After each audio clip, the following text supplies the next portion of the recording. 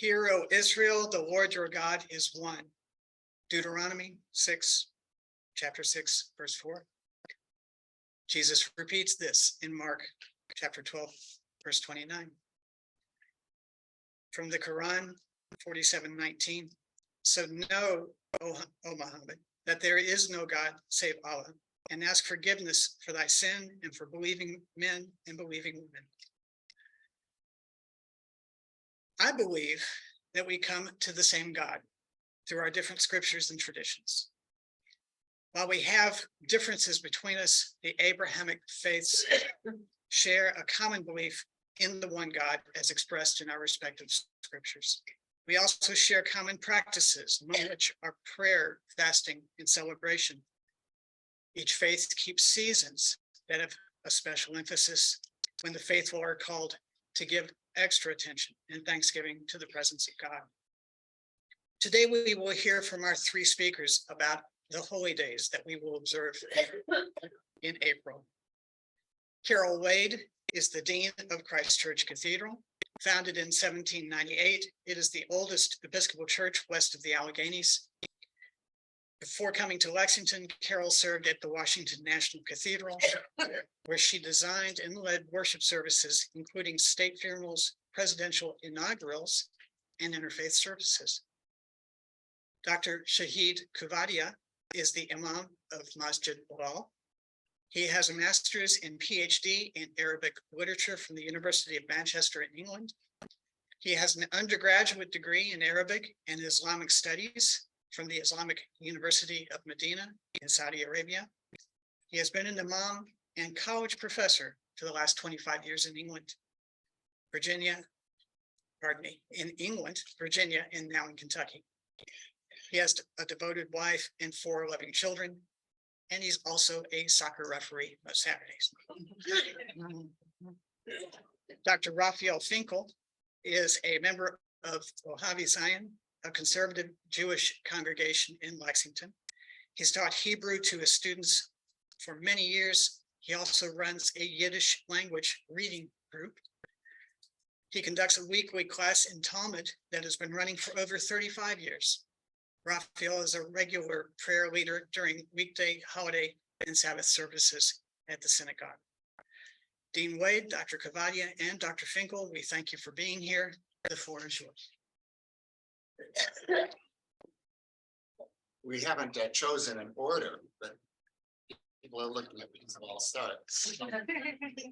I want to tell you a little bit about Pesach, the Hebrew name for Passover. So there's a biblical origin for this holiday. And the biblical origin, Jacob and family entering Egypt near the end of the book of Genesis. This happened about 1500 BCE. And then enslavement in Egypt about 70 years later. It's not clear exactly when. They didn't use our calendar, so it's hard to tell. And then the Exodus, which is the story of most of the book of Exodus, around 1300 BCE. That's Exodus chapter 13, if you want to look it up. And this event, this biblical event, is central to Jewish thought. It's recounted daily in the daily prayers. It's celebrated on Passover, which is the topic that I'll be discussing. And it's also the origin story for the Jewish national identity. Now, looking at it historically, did it really happen? One can distinguish true from real, truth from reality. And it is true. Whether it's real, people have different opinions. There's some evidence based on, for example, the names in the Bible that are clearly Egyptian names from the period of Ramses, 13th to 11th century BCE. There is some evidence, archaeological, but it's hard to say exactly whether really this happened. But truly it did in the mindset, the liturgy, the history that we carry with us. It's also a spring festival. It's an agricultural festival, and it seems to be an amalgam of 2 different strands. And this is true of many Jewish festivals. The agricultural and the historical. So I've mentioned the historical. The agricultural is it's a spring festival. And it's evidenced by certain things that happen at the Seder. I'll be talking about the Seder later. But for example, we eat eggs, a symbol of rebirth. We eat fresh green vegetables, a symbol of spring in the Northern Hemisphere. It's a very Northern Hemisphere celebration. And when we lived for a year in Australia, it felt very strange to be celebrating Passover in the autumn. There's also a prohibition against eating new grain, which seems to be an agricultural sort of rule. It says, you shall not eat bread, parched grain flour, or parched kernels from the new crop until this very day, until you bring God's sacrifice. So that's a quote right from the Bible, and it's observed by many of the Orthodox Jews. There's also the recital of the Song of Songs, which is particular for this holiday. What's the connection of the Song of Songs and Passover? There isn't any obvious one, but there is, behold, the winter is past, the rains are over and gone. The sound of the turtle is heard in the forests. So this is, again, a spring theme. Now, possibly, if you look at the forms of Jewish observance, often it was meant to be similar to, but absolutely distinct from, the celebrations of the peoples around, the Canaanitic peoples. And so everyone has a spring festival, but this was a different one. And so, for example, their prohibition against eating bread. Now, that would be very strange for a spring festival, but it's what I call Dafkaism, based on the Aramaic word dafka, which means specifically in contradiction to what you would have thought. There is a calendrical aspect, which I've already touched on for Passover. It happens in the month of Nisan, which is not a Hebrew word originally. It's the Akkadian Nisanu. And in Genesis 12, this month shall be for you the head of the months. It is the first for you of the months of the year. So if you think of Rosh Hashanah, the new year, well, that's in some ways a modern invention. Modern meaning 1,000 years, 1,500 years. The Bible considers Nisan to be the beginning month of the year. Creation, according to the people who worry about these things, happened in Nisan, at the beginning of Nisan. Genesis, again, 34, on the anniversary in the month of spring. And because it mentions spring, the calendar has to be so adjusted that Passover always happens after the vernal equinox. And how do you do that? Well, we have a lunar calendar, as do our Muslim friends. And there are 12 months in the year, and it's going to slip. But if it has to always be in the spring, and it always has to be on the 15th of Nisan, how do you get that to work? And the answer is the Jewish calendar adds an extra month right before Nisan, 7 times out of 19. And it's fixed on in a cycle. This was introduced by Hillel the second. When was that? I don't have it written down. 4th century. Before then, it was done by observation. In the autumn, if things looked like it was coming too early, they would add an extra month. They would declare in autumn that there will be an extra month in the spring, right before Passover, in order to push it back, in order to get the Passover after the vernal equinox.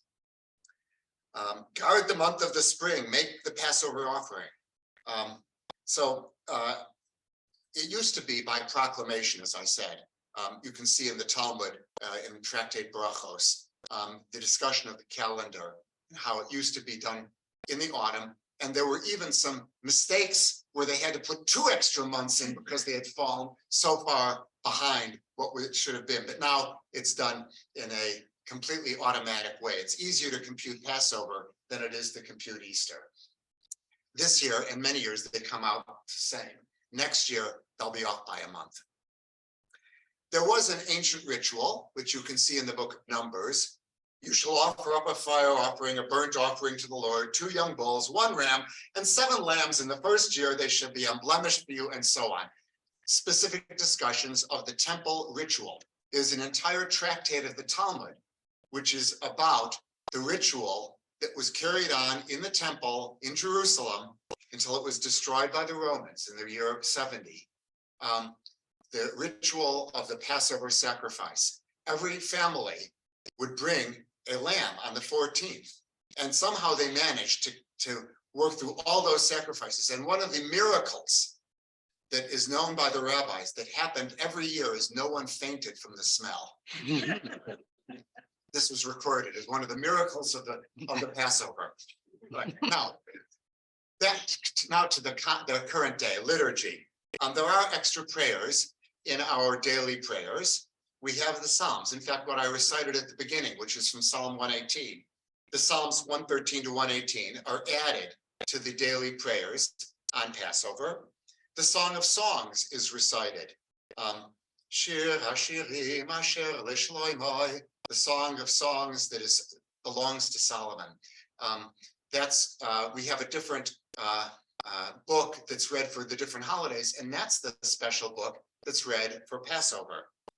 But mostly what we have is home rituals. This holiday has the principal home rituals more than any other holiday of the year. And that's why it's more beloved by children than all the other holidays of the year. It's in many ways the most important holiday. Now, Rosh Hashanah, Yom Kippur, those are important, but those are synagogue-based. Passover is home-based.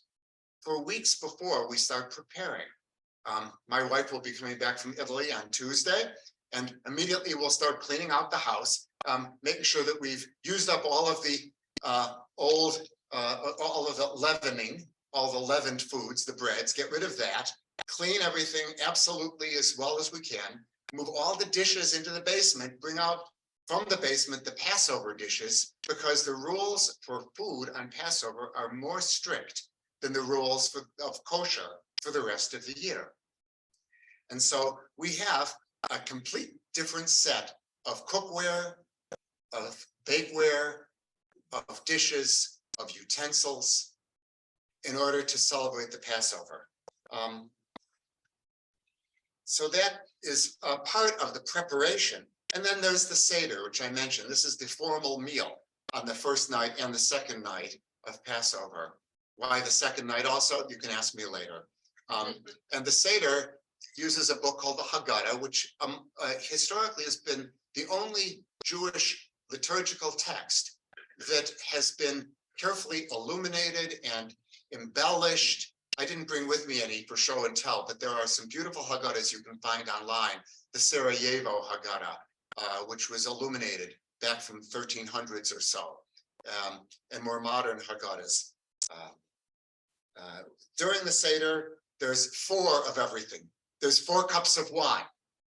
There are 4 questions asked by the youngest child, how different this night is from other nights, naming 4 different aspects that are very strange about the Seder. It mentions 4 kinds of children that are mentioned in the Torah, when it says, when your child shall ask you. That happens 4 times. And so it must be 4 different kinds of children. And there are ritual foods, which everyone across the world eats. There's the karpas, the spring vegetables. There's matzah. And then there are other things which are more in the Ashkenazic tradition, which is what I grew up with. Chrein, that's a horseradish. Some sort of bitter herbs is universal, but to use horseradish, that's Ashkenazic. There are old manuscripts of the Haggadah back to the 10th century, although it seems there was unknown until about the 2nd century. So if you're wondering what sort of a Seder Jesus had, most likely some sort of Seder, but most likely not with the Haggadah as we know it. What is this matzah thing anyhow? Well, unleavened cakes shall be eaten during the 7 days. No leaven shall be seen in your possession. No leavening shall be seen of yours throughout all of your borders. Matzah is bread that is baked within 18 minutes so that it has no chance to rise. That you have flour, you add water, cold water. You mix it quickly, you put it in a very hot oven, and it's got to be finished within 18 minutes so that it has no chance to rise. No yeast, of course, but also no chance for it to rise because of whatever yeast there is in the air. There are different traditions, Ashkenazic versus Sephardic. In my traditions, we don't eat rice, but the Sephardim do. And there are typical foods that we always have. And my father-in-law comes from the same tradition that my father had. Egg and salt water, gefilte fish, chicken soup with matzo balls, which I know is knedlach, the Yiddish word. So what do I carry away from this personally?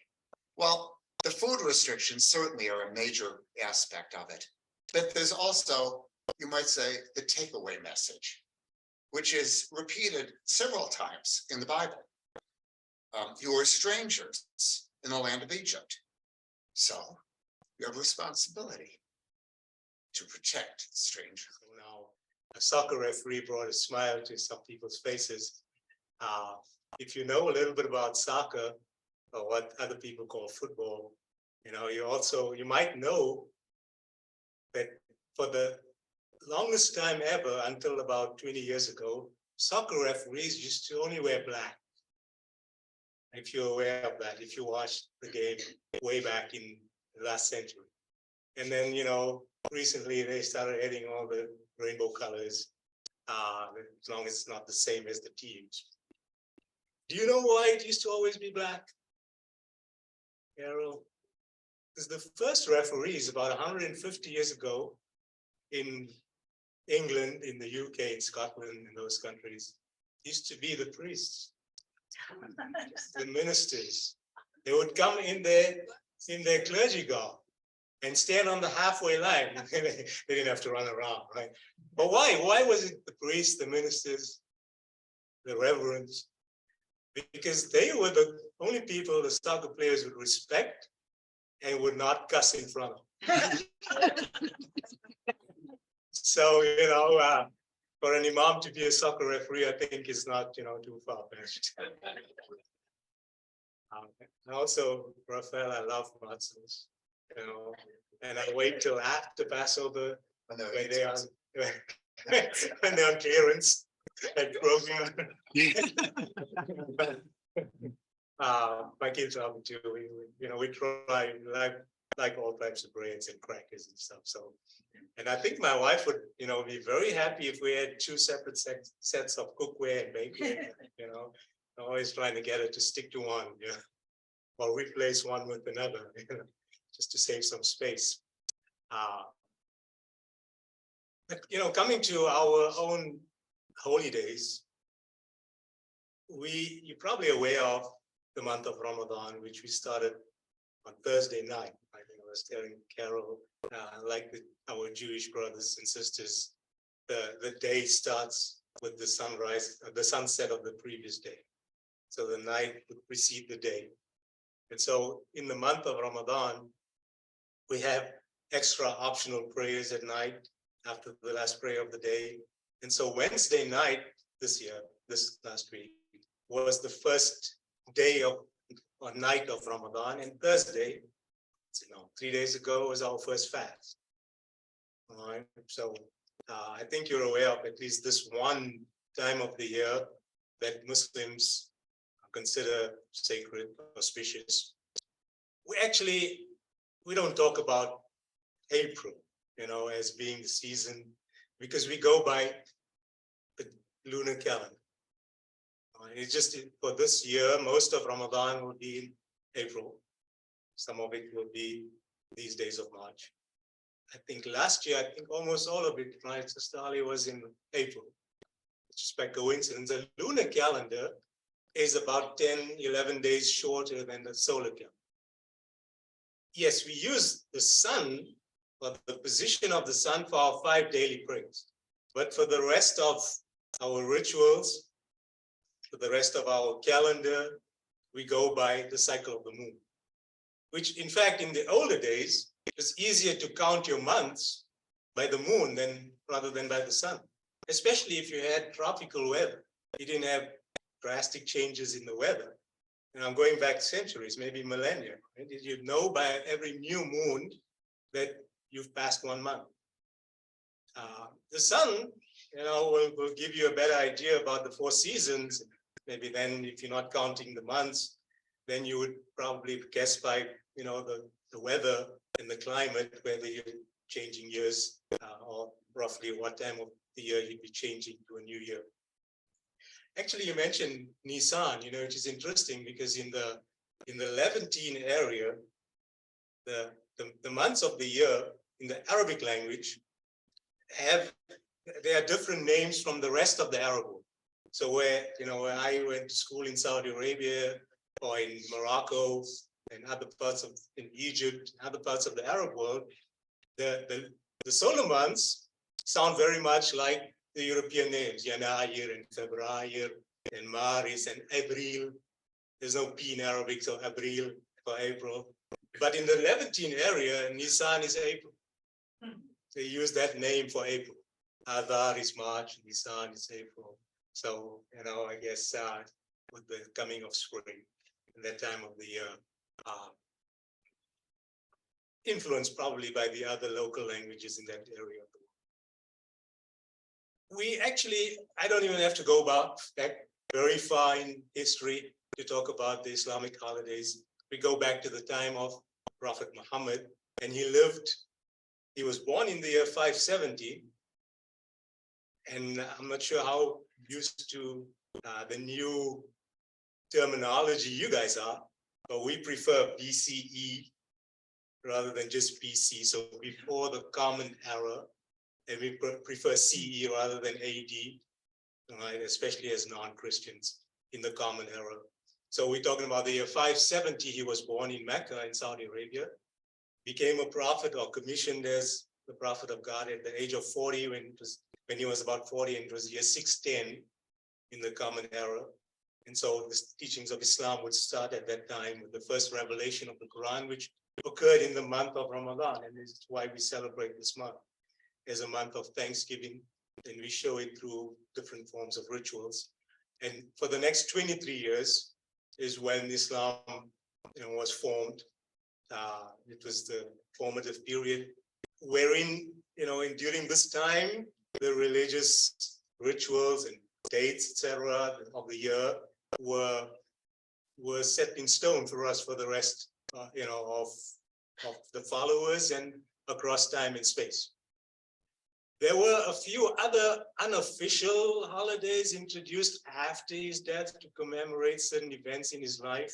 So I'm going to talk about religious holidays as the primary ones, and then the secondary ones, if that makes sense. The ones that are unanimously agreed are sacred, to be observed. In many Muslim countries, you might get the day off or the week off because of those days across the Muslim world.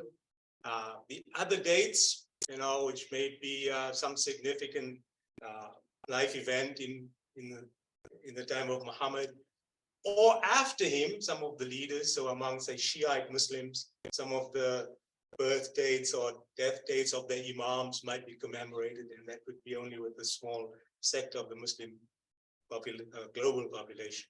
So let's talk about the primary ones. The primary ones could be a single day in the year, or could be a whole month like Ramadan. In fact, if it's a whole month, it's only the month of Ramadan, which is the month of fasting, and the month also with extra voluntary prayers in congregation in a mosque in the evenings. These days, it's getting to be earlier because we go again by where the sun is or when the sun sets and rises. But in midsummer, sometimes we would gather for the prayer, and most times we would leave after midnight if you stayed for the whole prayer. It's optional, so most people don't stay for all 20 cycles of prayers, right? Especially if they got to go to work and school and stuff like that. But these days, I think the last few nights we've been ending at about 11:30, 11:15, give or take. And during these nights, we actually recite parts of the Quran in the prayer. Equal 1/30th of the Quran, roughly, on average. So it could be a long recitation. And the Imams, so I have helpers as well, that recite in the prayer, because it's done usually from memory. You could get those who recite faster, or those who are slow. It's a choice that they exercise. And we have the two youngsters that help me. One of them is particularly slow. There's nobody, including myself, is going to tell him you need to speed up, bro. That kind of thing. It's a choice. So, and he's doing us a favor in volunteering. So, we leave them the choice of what speed they want to choose to do it. As an imam for many years, I know people get tired, and I prefer to do it at a little faster pace than regular prayers. It's just the recitation itself. As far as the change of postures that we have, bowing and prostrating, that kind of remains the similar pace that's we do throughout the year. So the month of Ramadan, which is actually celebrating this occasion in the year 610, that occurred in the month of Ramadan, and it's a lunar cycle. And now with knowledge that we have, we can actually put an equivalent solar date to it as well, that it happened to the Prophet Muhammad at that time when he first received the revelation in the cave of Hira outside of Mecca, when in our tradition, Angel Gabriel came to him with the first revelation. Of course, he didn't know what he was experiencing, at least for a while. I think there's, if I'm not mistaken, I actually meant to check it up. It could actually have been in April of that year 610, just by coincidence. I could be wrong, and I could double check maybe when we're speaking. But we know for sure it was in the month of Ramadan. And because it was mentioned by Muhammad after many years as recalling what the incident that happened, we're not even sure exactly on which day or night in that month of Ramadan. But he said it was one of the odd nights and a Monday night. So again, the scholars go back and they do the study about using scientific knowledge and information we now have, and they say it was the 21st night of Ramadan if it was in that year, an odd night in the last 10 nights, because the other Monday would have been the 28th of that month. This is an important day in the year for Muslims. Every year Ramadan comes, the last 10 nights are more significant than the rest of the month. So there's heightened awareness and spirituality during this month. There's extra devotions that Muslims would do, including extra prayers, reciting the Quran, and fasting during the days, of course, and remembering God as often as possible, giving charity, helping the poor financially, and volunteering your time or your resources, and going to assist others as well by day or by night, if needed. The month of Ramadan, which is the 9th month of the lunar calendar, ends with the day of Eid, the first of 2 Eid days. So E-I-D, right? If you want the English word, I might pronounce it with a guttural I sound or E sound at the beginning, Eid. Actually, if you still use postage stamps, you're using snail mail instead of emails, you can buy a stamp from your post office. They know what you're talking about. It's called the Eid stamp. So, Ramadan is a time for extra, dedication, relationship with God.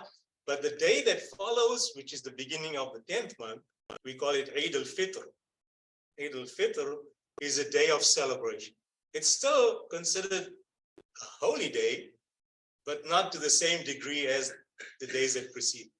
And I suspect in the English language, holiday and holy day have kind of the same roots, or the etymology sounds the same, right? So in the Islamic culture and in Islamic faith, there are no holidays, that are not related to the religion. But in Muslim countries, you might find, Independence Day, and you might find other nationalist holidays which they may celebrate. But usually, and also in most of these, if not all of these Muslim countries, the day of Eid itself, this first one in the year, would be a public holiday. And depending on, which country you're in, it may also include a few days after, a few days before. In Saudi Arabia, for example, it would be the day of Eid and 3 days after, like official public holidays, bank holidays. He didn't have to go to school, or we didn't, the people who work for the government, offices would be closed. So that kind of thing. The first of the main two individual separate days for celebration is the day of Eid al-Fitr.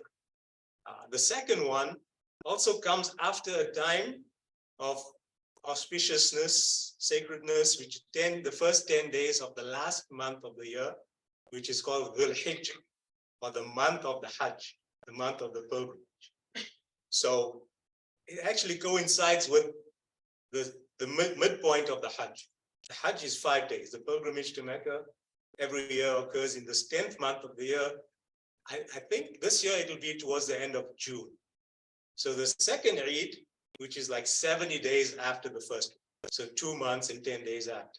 And it's a lunar calendar. Lunar calendars have either 29 days or 30 days. Never more, never less. All right.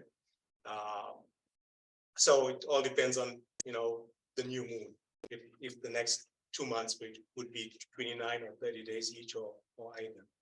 So 10 days into the last month of the year for the in the Islamic or lunar calendar, we have a second Eid.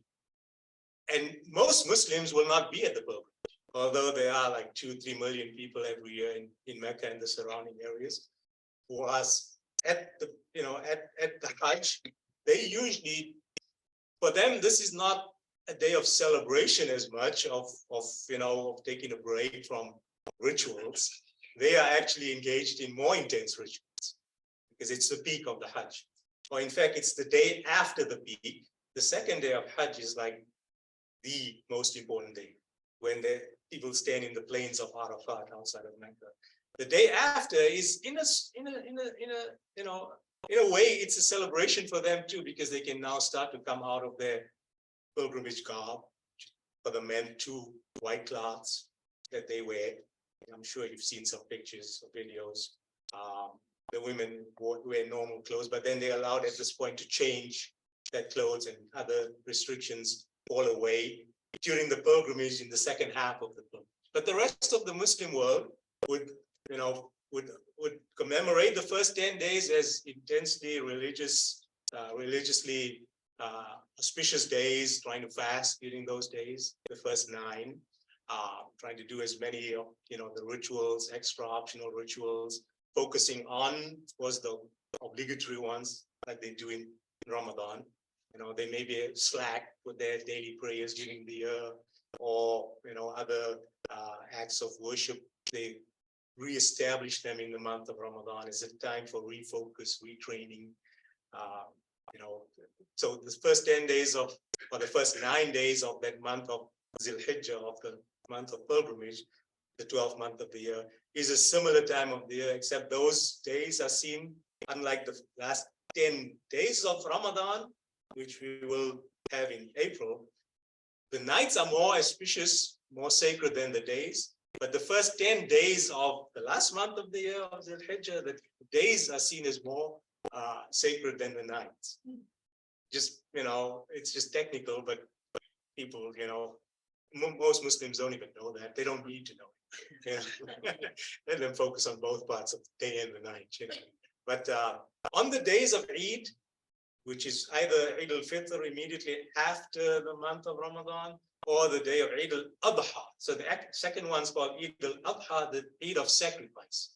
So Muslims around the world, and even those at Makkah or in Makkah at Hajj, would sacrifice an animal commemorating what Abraham was asked by God to do, to sacrifice his only son at that time. And there's a difference, in the theology, who that son was.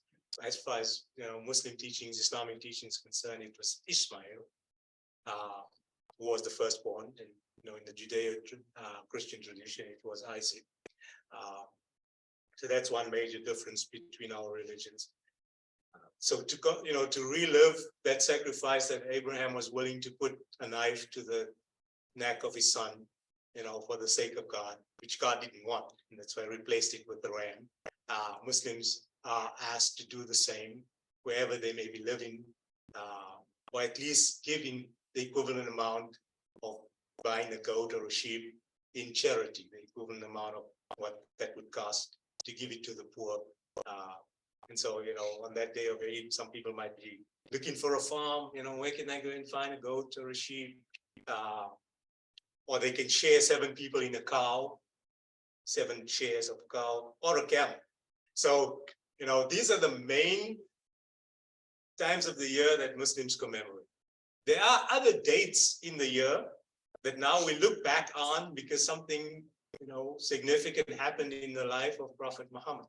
So in the 7th month of the year, on the 27th night, the month is called Rajab in the Arabic and the lunar calendar, Prophet Muhammad was taken in a miraculous journey from Mecca by night to Jerusalem, like within split seconds. It's like on a, extra, what's the term they use? An extraterrestrial level, that's why it's a miracle. It's something we believe in as Muslims. He was taken to Jerusalem by Gabriel on a special, beast that could travel like the speed of lightning. He led the other prophets in prayer, is what our teachings say, and then he ascended into the heaven to receive the special gift of 5 daily prayers. So in his life, there isn't strong evidence that he commemorated that day every year after it happened, subsequent to the event. But Muslims came after and they say, well, it's time to reflect on, receiving this special divine gift of praying 5 times a day and this journey that he made into the heavens where he met also specific prophets and had a, look at heaven and hell and those other things that are there. So that's another date that Muslims would pay particular attention to. Not all of them, and not all of them in the same way. Right? Some Muslims would totally ignore this. There's discussion among scholars that if you do commemorate it, it's considered an innovation because Muhammad didn't do it. There's discussion in this way, not very important, peripheral discussions, if you ask me as an Imam. And then, just before the day of sacrifice, the day when all pilgrims are at that plains of Arafat, Muslims around the world, not those who are at pilgrimage, but around the world are encouraged to fast in solidarity with those who are at the pilgrimage. Those who are at the pilgrimage, if they are asked to fast and also stand in the sun or, outdoors and move between Mecca and the surrounding areas would be a very difficult thing to do, especially if that occurs in midsummer, like it is going to be this year, end of June. I remember as a student in the 80s, the pilgrimage at that time was also in midsummer. And even the fasting of Ramadan would be like in June, and the pilgrimage was in August or that time of the year, until it moved every year. So in my life, as a Muslim, growing up as a Muslim, born into a Muslim family, born in the Southern Hemisphere in South Africa, when you used to have winter out here, we used to have summer back there. So, growing up in my life throughout my 50-odd years, I've experienced Ramadan, both in summer and winter, all times of the year. And I think the cycle comes around every 30-odd years, right? When the next time we'll see Ramadan, the whole of April will be, well, we probably won't see it. We'll be gone by then, right? It'll be about 30 years from now, unless God gives us long life. Sometimes you don't want the long life of suffering. Move on, right? So at that time of the year, the Islamic New Year is more of a very relatively new concept, right? That we might speak about it in the sermon, how the year has changed from 1443 last year to 1444 this year. And I mean this year, this lunar year, which occurred 9 months ago. We might just mention it in passing as a time for maybe making some type of religious resolutions, or just taking an assessment of ourselves, evaluating, where we are, considering our mortality or something like that. It's not a special religious occasion. These are the secondary dates, right? And so, there were other dates that were introduced later. Actually, the Islamic New Year, when the Islamic calendar was introduced, year 1 is equivalent to the year 622 in the Common Era. So 10 years before the death of Muhammad.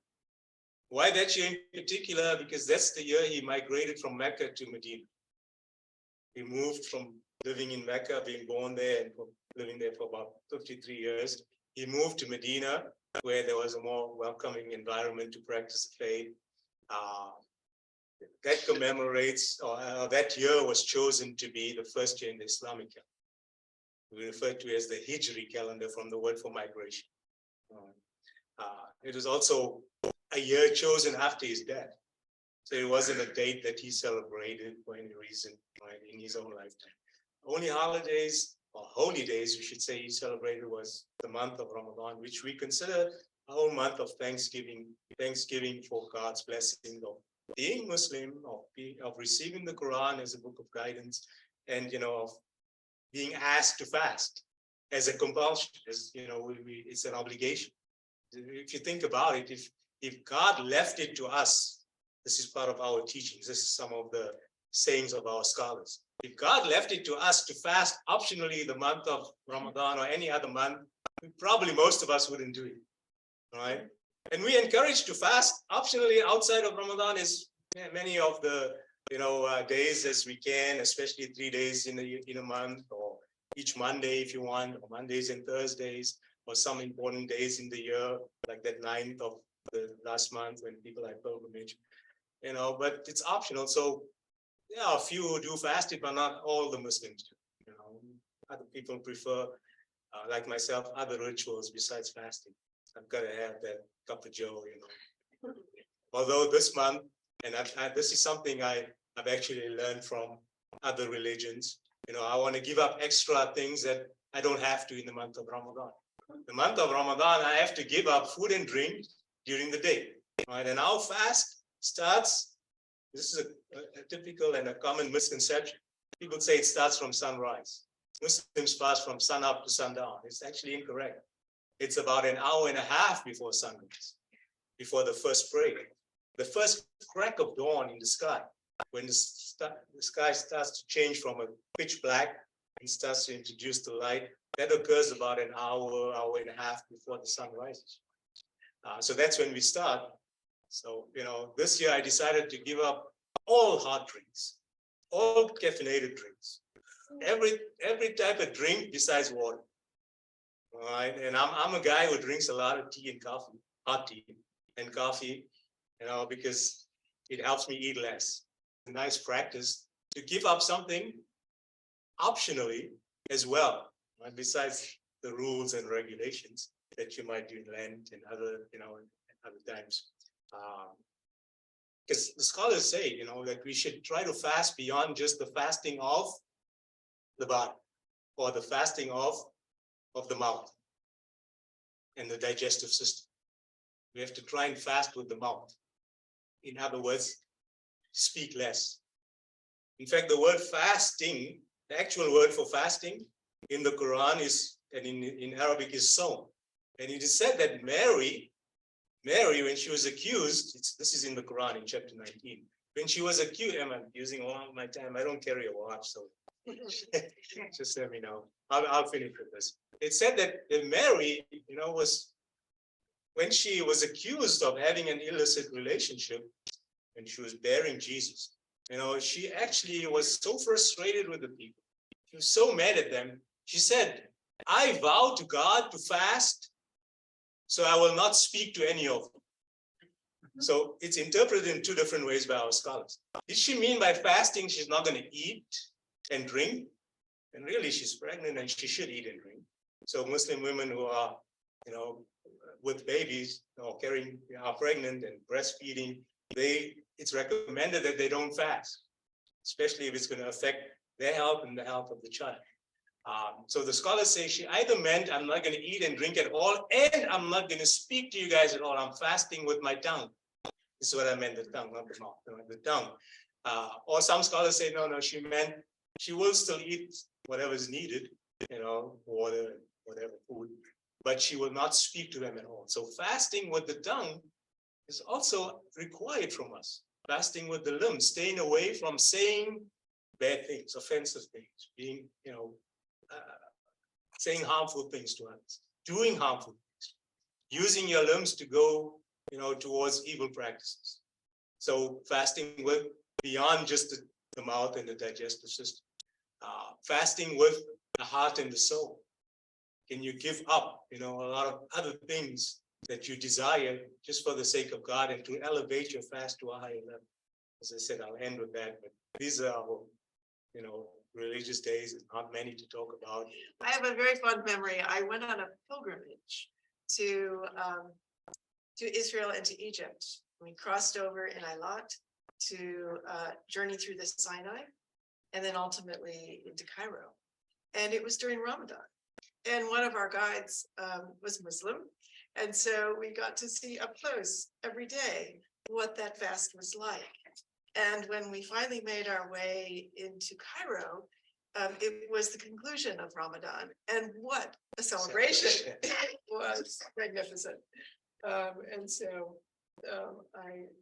I'm so grateful for that experience. And likewise, many years ago, when I was just out of college, I was invited to a Seder in New York City. And this family was just fantastic. And the idea that you mentioned, that it's a household festival. And that struck me so deeply. I experienced that. And from that Seder, I had this deep desire of how do I take my Christian faith, my Episcopal practice, and somehow find that hominess of that Seder. And it has forever stuck with me as a reason for being a priest and a goal to take a very big space and to turn it into something very like grandmother's kitchen. So thank you for that. The Christian tradition, of course, of this holy season starts with Lent, and it passes over into these 3 holy days that culminate in what is known as Maundy Thursday, Good Friday, and Easter. And I'll say more about that in a moment. How we calculate Easter, I mean, this is so fascinating.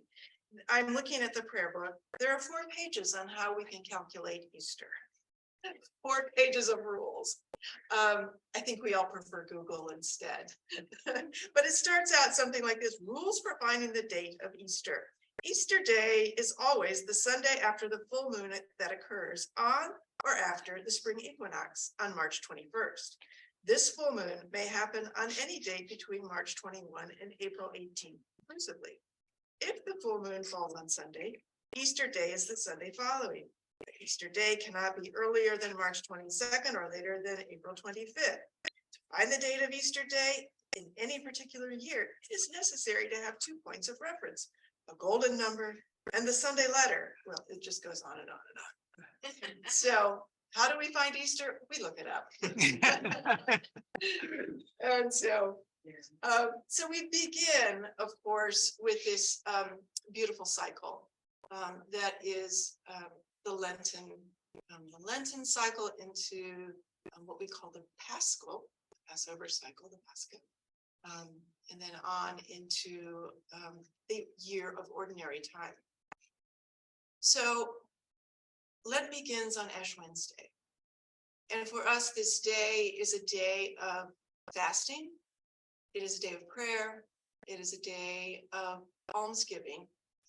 And particularly it is a day when we remember our fragility. We remember that we are made from dust, and to dust we shall return. As we hear in the book of Genesis, we mark our foreheads with ash. And those ashes remind us that we are going to go on a journey that is both inwardly focused on our time of prayer with God, our time of fasting, and outwardly focused as we seek to serve others, particularly those who are most in need. We are really looking out for acts of mercy and acts of kindness and great acts of generosity during this season. All of this is in preparation, of course, for the great celebration and joy of Easter.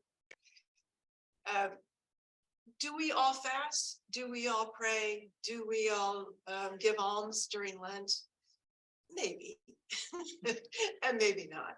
Some Christians do fast and some do not. But some fast from food and others fast from other ways, other things that draw us away and distract us from God's presence and purpose in our lives. So as you might imagine, one of the very noticeable differences in Lent that I see in these last many years is fasting from technology, right? And seeing that as something that is deeply separating us from God.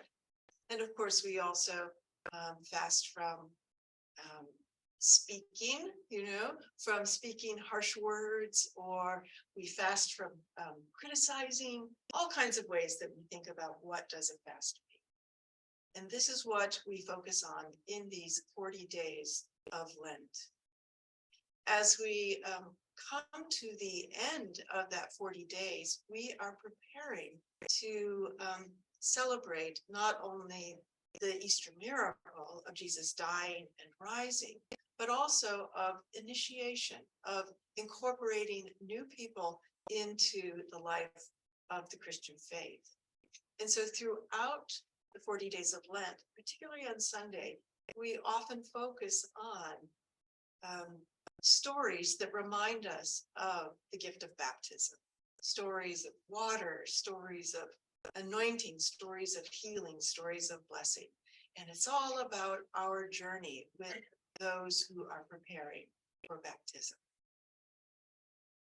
On Palm Sunday, which is the concluding Sunday of Lent and the beginning of Holy Week, we have an incredible celebration. And I call it a celebration because we come out of this very solemn way of observing Lent, and we have this grand celebration of Jesus entering Jerusalem, his final entry into Jerusalem. And there is acclamations and alleluias and all kinds of ways. We're waving palms, celebrating Jesus. And then this service turns into something very different as we tell about Jesus's trial and his crucifixion.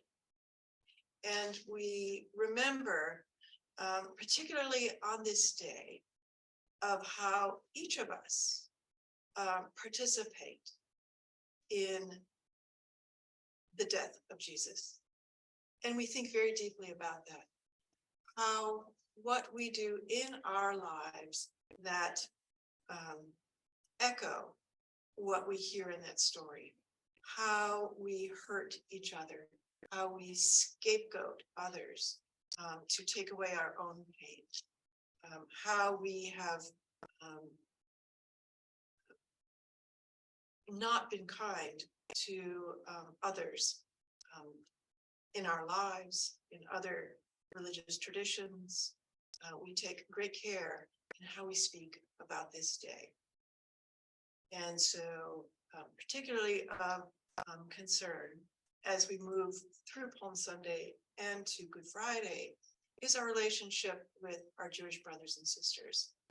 And we remember the pain that historically has been caused by some of the traditions and some of the ways of reading scripture. And so we are very thoughtful and careful about how we speak about how the death of Jesus happened,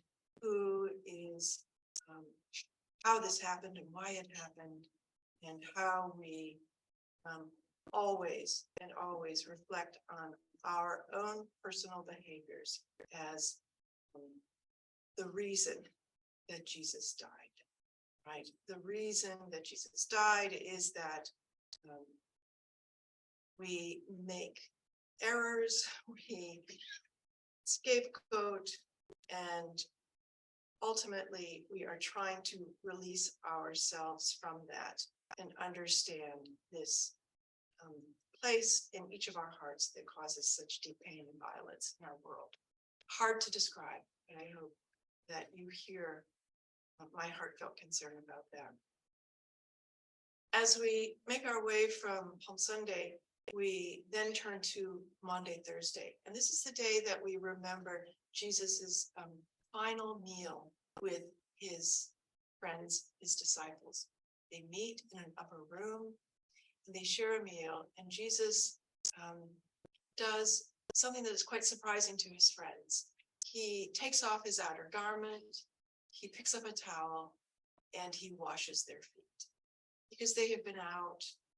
Their feet are dusty, they're tired, and he's trying to show them what it means to be a servant and a servant of love. So he washes their feet and they say, no, you couldn't possibly do this.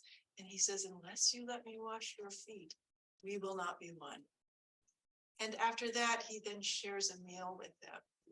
And this meal, he says, every time you share this meal, remember me. And every time you share this meal, I will be with you. It is a commandment, not a suggestion, a commandment to share this meal and to do it in love. Because on this night, Jesus says, I give you a new commandment, that you love one another.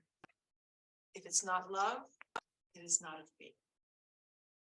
And so we carry that over into Good Friday, where we remember Jesus' death on a cross, and we call this day good because ultimately we know that resurrection follows death. We meet on Good Friday to say prayers for the world, to pray for peace, and to remember the love that has been offered for us. And then the sun sets and we enter into the great Sabbath. We wait with Jesus. We wait by the tomb.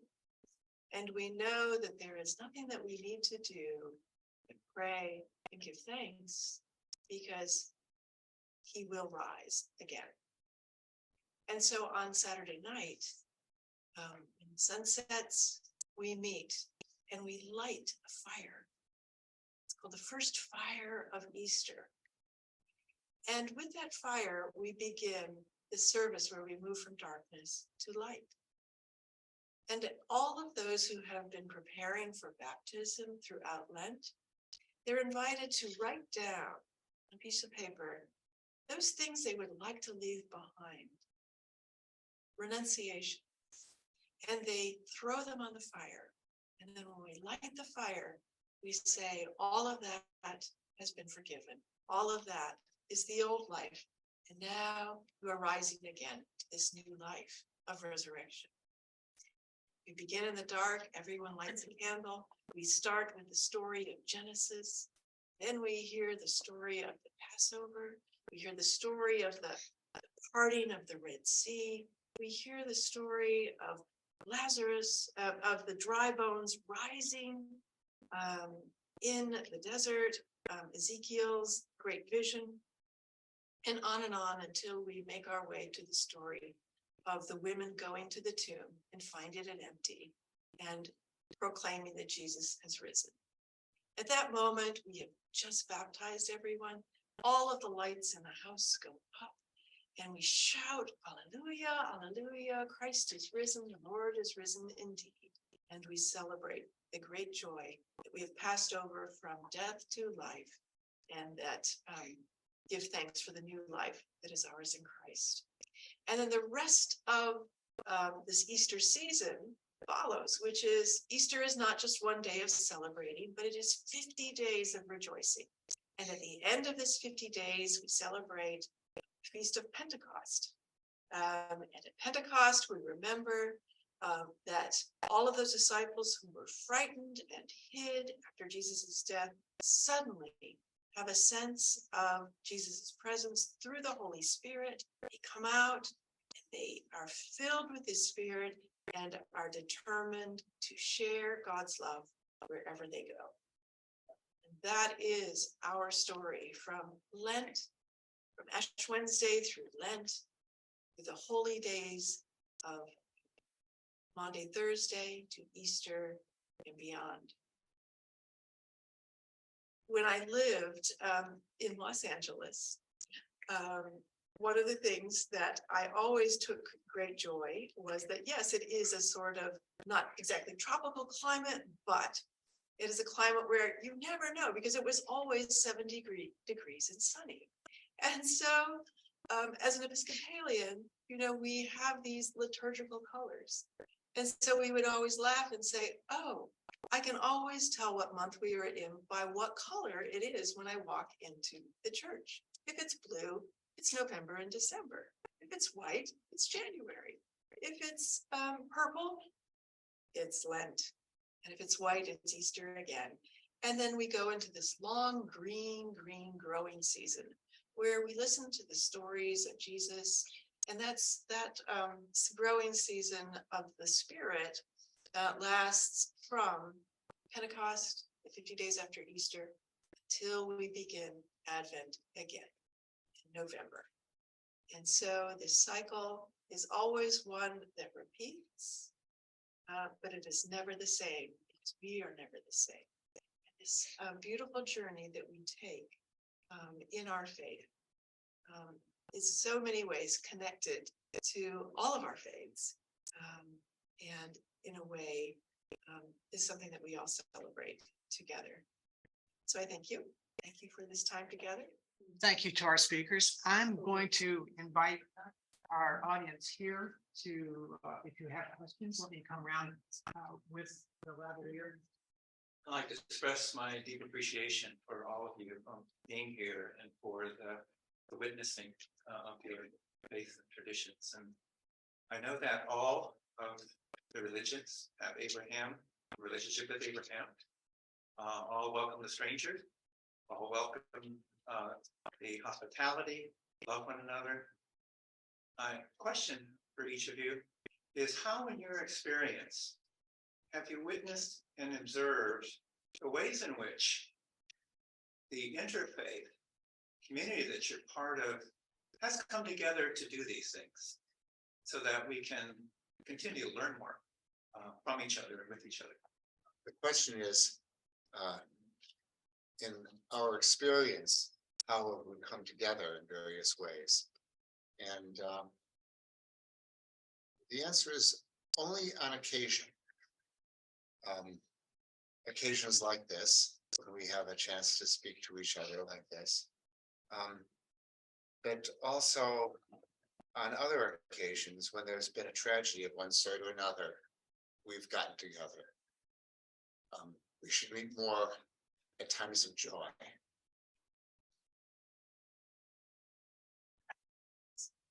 We have a verse in the Quran you might have heard before, it's chapter 49, verse 13, and it addresses everyone, all of mankind. Oh, mankind, we have made you from a single male and female, Adam and Eve, but we made you into nations and tribes so that you may get to know each other. That's the literal translation, though, the interpretation could also be so that you can appreciate each other's differences as well as your common ground. And the Quran actually does speak to Jews and Christians specifically as well in other parts of the Quran, calling them people of the book, people of the scripture. In one particular verse, they come to common terms between you.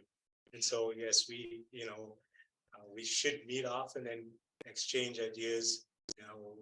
Mr. Ali and myself and the rest, we were just thinking we don't have enough participation from our group, to appreciate. Ramadan's usually a different time of the year where people try to focus on their own particular, situations they find themselves in. But definitely, there's a lot that I personally can learn from others as well, including, not just community leaders or faith leaders, but even from regular folks and vice versa. I think we should also try and visit each other's places of worship when their services are.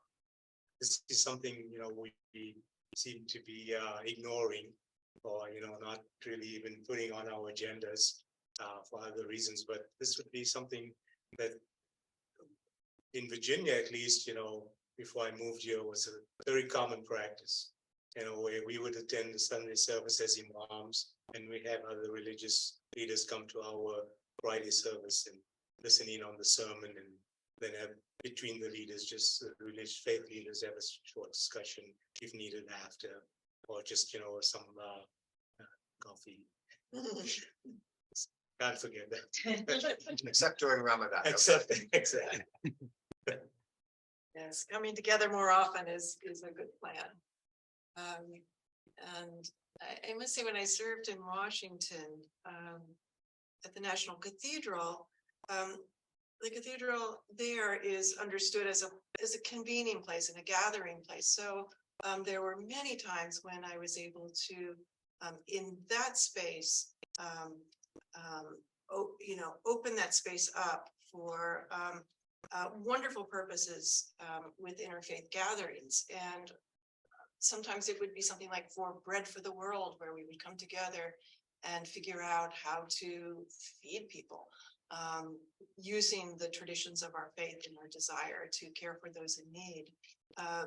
As my years there, I saw, for instance, the presidential prayer services, the inaugural services, grow in their interfaith participation. And that was a great joy for me. And I must say, it's not always easy to bring all people together and to celebrate together.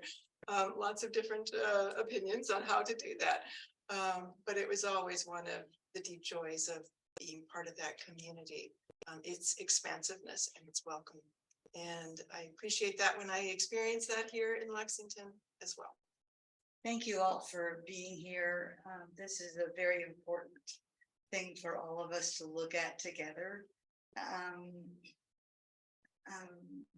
I particularly wanted to come today and see what I could learn for my own life. I am extremely involved with a Muslim family in need. They call me the American grandmother. Among other things, most days I pick up all 3 boys from school, and 2 of them are at the Universal Academy. So they are being immersed in the Islamic faith and all of its traditions. And I want to understand that as best I can. I'm not interested in converting them, nor am I interested in being converted, but I want us to understand and respect each other. I've been asking the 2 older boys, the oldest one is 12, what he can tell me about Ramadan. I want to understand it from his perspective. And I've been puzzled by what he has told me. And I realized that it might be because I'm listening to a child. And I'm hearing a child's perspective of what Ramadan means. And it might be because I'm hearing something about Islam that I didn't know. And so I really wanted to come today and hear from a grown-up. The sense that I've had from them is, I will also say, in my experience of Muslims elsewhere in my life, I will also say that whenever a Muslim talks about Allah, I am always amazed at how their face just melts in bliss. And they will say, Allah does not want us to suffer. The boys, when I asked them during this past week as Ramadan was getting started, so what is Ramadan? Why are you doing why do you have Ramadan? And what does it mean? And how do you live during Ramadan? And what made the biggest impact on me was that they said, well, it turns out that the Quran has X number of pages, and if you read 4 pages every prayer time, then you get during Ramadan, then you get like triple blessing. And it sounded to me like some sort of a scorekeeping, I wasn't really entirely sure that was what it was supposed to be. And that's where I said, maybe it's because I'm listening to a child. And I would love to hear you respond to that. And I suspect that what they're saying is just repeating, regurgitating, probably what one of the teachers said in school, is that this is a recommended way to complete one cycle of the whole Quran's recitation, that if you take 600 pages and you divide it this way, yes, there are some of our scholars traditionally have spoken about, the multifold reward in the month of Ramadan, multiplied, some say 1,000 times, but in the Arabic language, when we use large figures, even sometimes 40 or 70, 1,000, 70,000, this is just to signify how important and significant the act is. So, one of our great scholars said, if you worship God only in expectation for the rewards, of the good deeds and how much it equates to, then you know better than a merchant or a trader. You're just a businessman. If you do it only because of your fear of God and fear of punishment, then you know better than a slave to a master, a human master. He said we should, and many other scholars have said something to the same effect, that we should, serve God, dedicate ourselves to Him, be devoted to Him out of gratitude for Him, and out of gratitude to Him and out of love for Him. That should be our main motivation. But children don't think about those things first. They're thinking about the actual rewards in terms of how much it equates to. The other thing that not only in this particular family and situation, Islam itself, as it is practiced around the world by almost 2 billion people and most countries of the world, is not a monolith. It's not done in the same way. And in many, especially with Ramadan, in many families, in many countries, cultural aspects have crept in. Some of it has become so ingrained or so popular, having started maybe in one part of the Muslim world, that it's misunderstood to be the tradition of Islam, the tradition of Islam. Do you have to break your fast with dates? No, you don't, but most Muslims do it. And most Muslims are motivated because they just feel, well, Muhammad did it with dates. So that was the thing most readily available to him anyway, but he did it. And so we can try to do the same just because of our love for him, but we can break the fast with any food we want.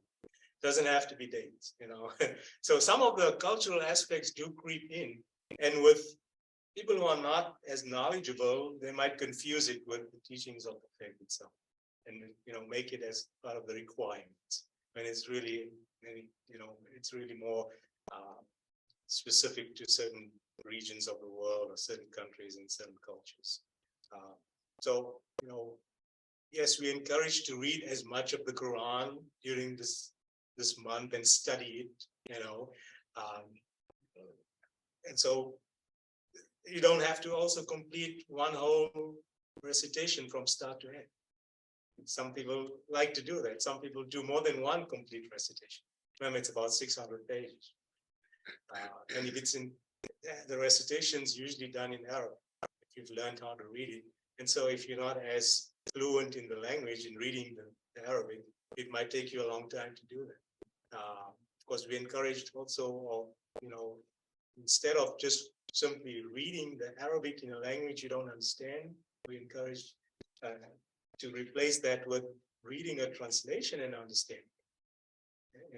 But we still train our kids to recite the Arabic, and at the academy they would, focus heavily on speaking or at least reading Arabic and reciting the Quran and memorizing it, or they have these objectives at the school.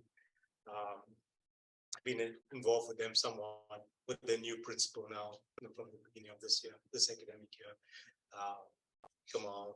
So, just understand that the best information you're going to get is always from the faith leaders. For us, Ramadan, yes, is a time for fasting, and especially if we've trained at a young age to fast, and we started early on in life, 7 years old, 10 years old, we started by fasting half a day. I was speaking to a kid today at our Sunday school, and he's about 5 or 6, and his sister's about 7 or 8, and she says he fasts. He says he fasts every time it's between his snacks and between his meals. So he's fasting like an hour or 2 at a time. That's good. At least he's becoming conscious of something. Which he doesn't have to do. He doesn't even have to, do half a day. But he's getting into that gradual, process of over the years of introducing the whole month to him, so that by the time perhaps he's a teenager, 10 years old, 12 years old, he can do a whole month. But it's not difficult for us. As I was saying earlier, in fact, I gave up on caffeine about 2 weeks ago. So, the first few days already been very easy for me compared to previous years, when I would just give up on caffeine a day or two before. So, the headaches I suffered 2 weeks ago, the withdrawals. Right? So, it's not difficult. And we have many members in our community that actually fast what is called in our Islamic tradition, the fast of David, or Prophet David, or King David, right? King Prophet David, as is every second day. And we're not supposed to fast more than that. If you ever want to do this, voluntarily, you love fasting, every second day is the maximum.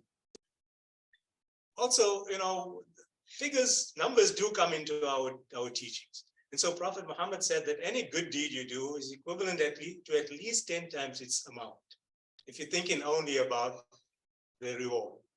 And he said, if you fast 3 days in a month, it's equivalent to fasting the whole month, 30 days. So that's good enough. And he used to do something like that outside of Ramadan. So, being one of the pillars of Islam, Muslims of different expressions of their faith who may not be as committed during the year or other rituals, you find that fasting is the one that they don't neglect. It's like, I hate to put any percentages out there, but it seems like it's in the 90s that Muslims would fast Ramadan. And I could be wrong, maybe I'm not moving in enough circles. But when it comes to something like 5 daily prayers, that percentage is not that high. All right. So being committed over 1 month is easier than being committed to something like 5 daily prayers, 12 months a year. And so, even the kids get involved. And there's it's a time of a lot of personal sacrifice too. Sleep deprivation. Very common. You heard me, our prayers go on till late at night. You got to get up for the early morning meal before the first crack of dawn. So you might be getting up at about 5 o'clock.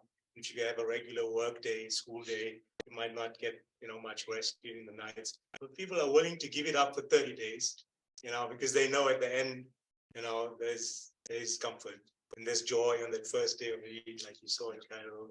And some countries, some places, it's 3 days, 5 days, a whole week of celebration. Unfortunately, in America, for us, it's 1 day only. But thank you for the question. I'd like to relay a question that came in by way of Zoom chat. Can you speak to the listening to God emphasis in the special observances in each tradition? What practice asks us to stop and listen to God? So since I got the mic, I'll just give a brief answer and I'll pass it on.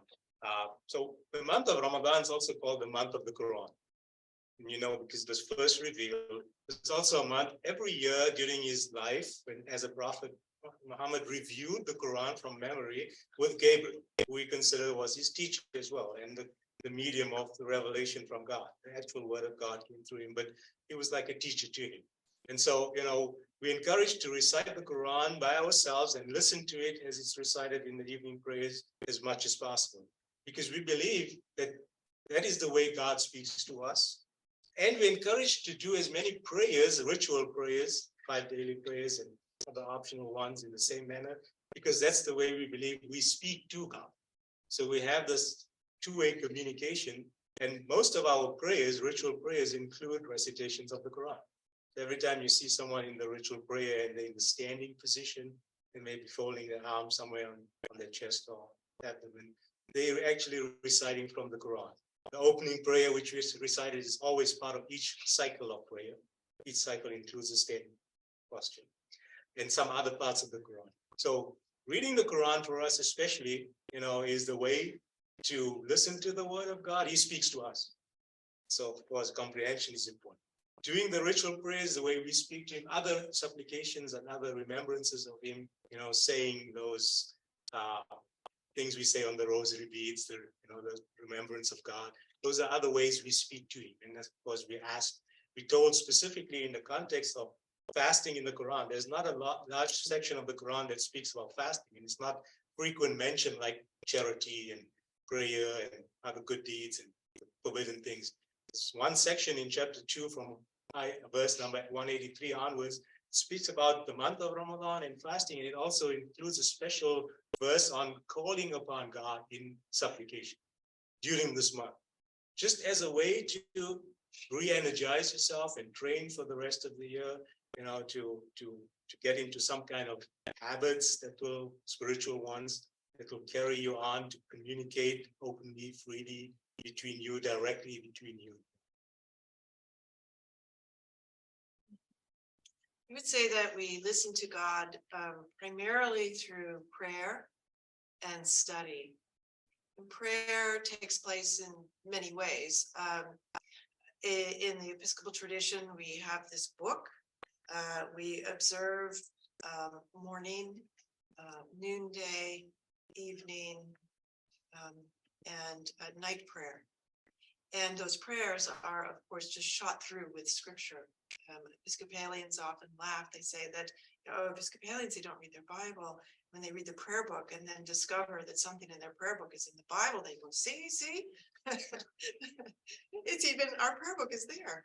But we also, as Episcopalians, I would say, and at this cathedral and other places, we also spend time in contemplation and meditation. And so we simply get quiet and put ourselves in the presence of God and simply listen. And that is one of the deep ways that we listen to God. And then lastly is through Bible study. And we have many Bible studies, small groups.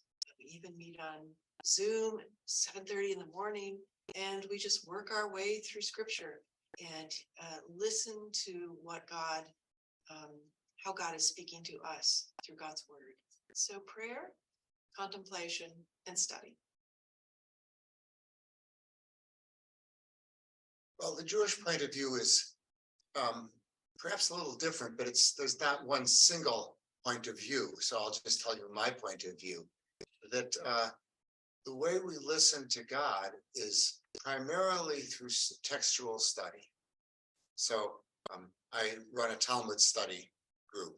Now, God didn't write the Talmud, but the Talmud is all about how are we supposed to turn the biblical rules into a way that we can actually live. And you, if you wish, you can call that listening to God.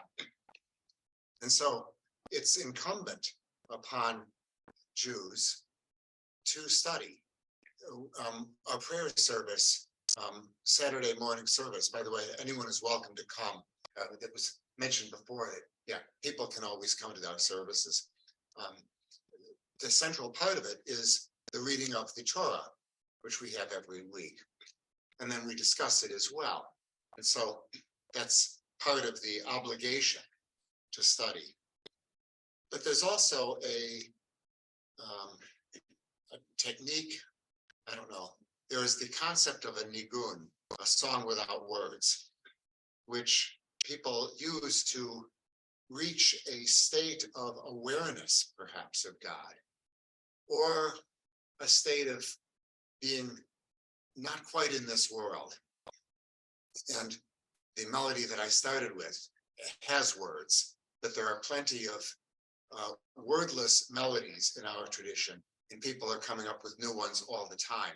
The particular one I started with is, it's actually known who came up with that melody. It was the Alter Rebbe around the year 1860 or so, for those particular words. That contemplation, not so much, but songs without words and study, I'd say, are the principal Jewish, well, personal, I can't really speak for others, personal ways of listening to God. I suspect that most Christians would probably consider that the Easter time is sort of the core to their practice and to their beliefs of their faith. I'm just interested in how central is the observance of Passover or Ramadan to your faith, that I guess Christians would think of salvation. I'm not sure if that's an appropriate term to think about in terms of Islam or Judaism, but just trying to get a sense of, could you be Jewish without observing Passover? Could you be Muslim without observing Ramadan? It's an interesting question. I would say that the story of Passover is central to the feeling of peoplehood that binds Jews together.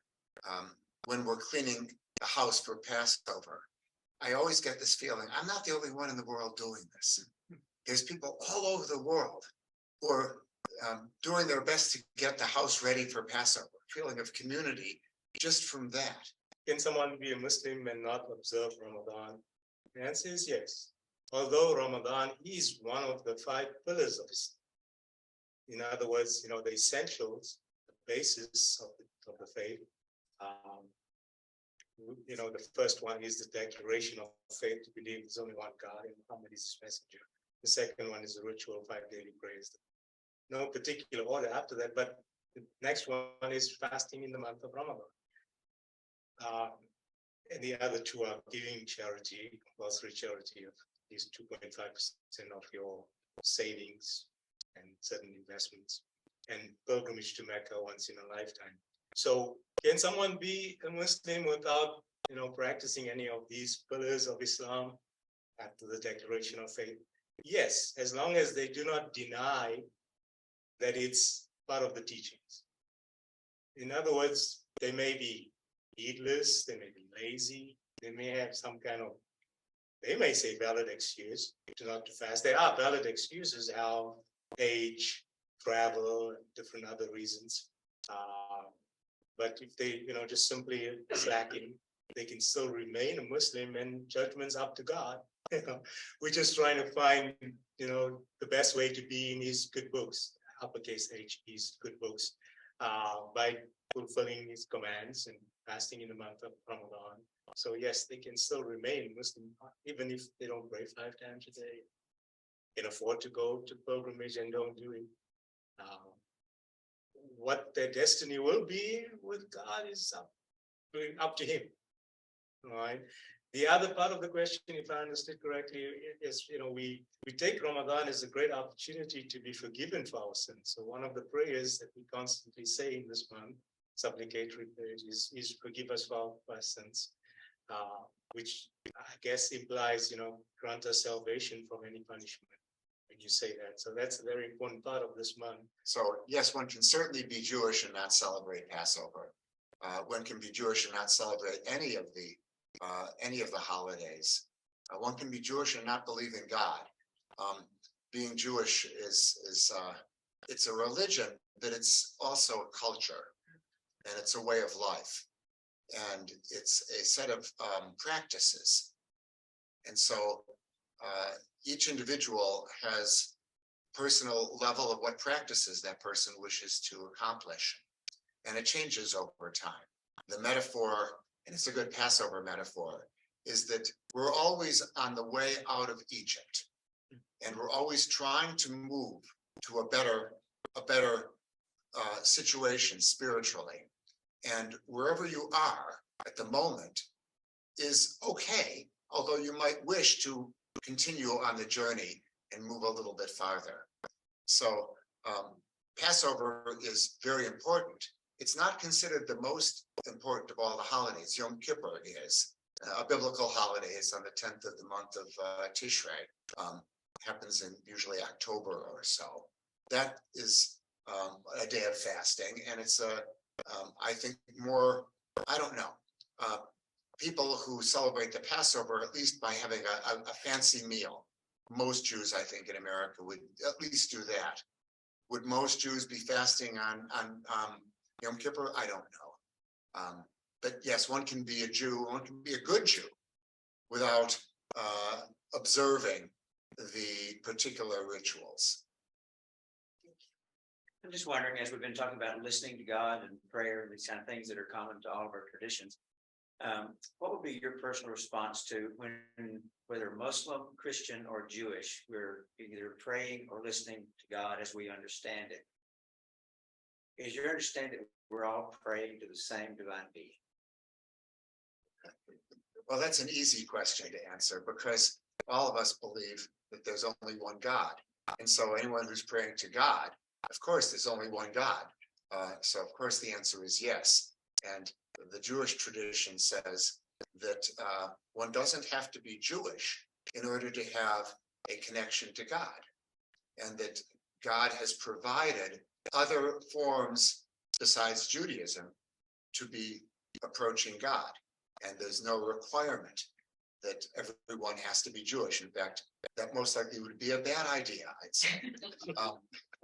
So we don't try to convert people. Everyone can approach God using whatever your own culture, your own upbringing, your own desires move you. Ditto. There is one God to whom we all pray.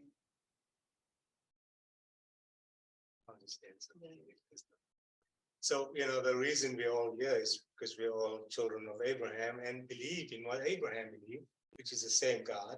And the Quran does also refer to all three religions represented here as being monotheistic in essence. And so, we are praying to the same God. The other differences may be how history unfolded, the role of, different prophets that came, and then other, teachings that were really more introduced by people, what to follow, and where we have diverted across. So yes, that's the same answer as basically what everyone. Thank you. I did want to say there is one part of the Quran that is mentioned. Well, actually, it's mentioned in more than one place, and it's a parable of the people who don't believe in God. God says if they're in the high ocean, high seas, and the storm comes in, they're going to turn to that one God. But as soon as they're safe, they're going to forget it. The Quran says this in 2 or 3 places. All right, so it's a beautiful example. It's the same God.